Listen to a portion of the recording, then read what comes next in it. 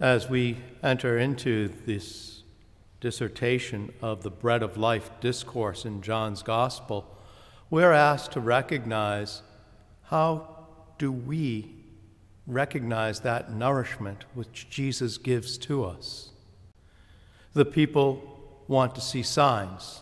They want to have proof of who Jesus is, and he simply does not fall into this discourse trap, but rather a realization of the fullness of what God has given to us.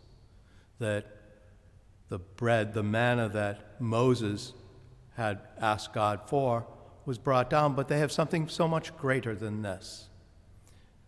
Jesus, the true bread from heaven, asks to nourish us, and especially during these weeks as we hear about the fatigue of many people, we are asked to recognize that which we cannot see can offer us life, or those things that we do not see can offer death.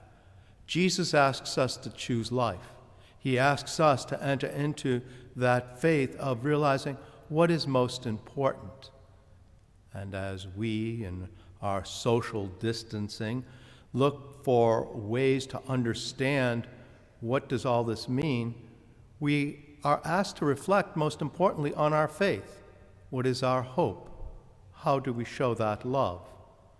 For so many of us, our lives are upended. Schools are using a new form of distance learning. Many people are not able to go to work. How many people are questioning, is there enough food? And in all of this, Jesus asks us to recognize he is the bread of life. He is what we need. One of the large questions that many of us face is, when will this end? When will we get back to the way it was? There is a question. Are we going to go back to the way it was? Because I think this hopefully has awakened us to some of the complacency that we took for granted, the gift of one another, the gift of being able to gather, the gift of realizing how special each of us are and how we are united worldwide. As we enter into this time of Easter, we are called to rejoice, to recognize that Jesus is the bread of life, that he offers us everlasting gift so that we may never hunger or thirst.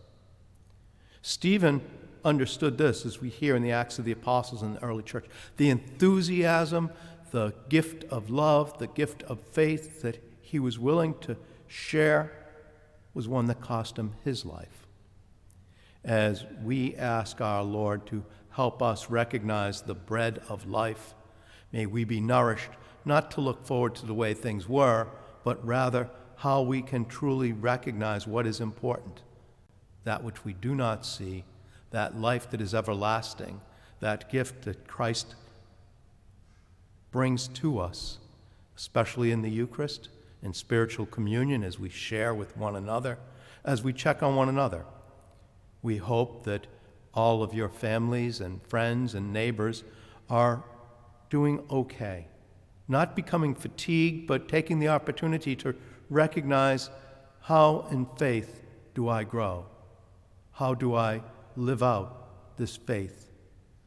The energy of Stephen, the life and nourishment of Jesus offers to us in this time a great opportunity to reprioritize and recognize that God's gift of faith and life is precious. And in that precious gift, how do we share and lift one another up? How do we feed one another, realizing that ultimately God asks us to realize he feeds that hunger, he gives that thirst. As we celebrate, we ask you to share your gift of faith with one another, to ask God for the strength you need and to continue to persevere. May we recognize that God is with us and rejoice in this Easter season the opportunity of growing deeper in that faith.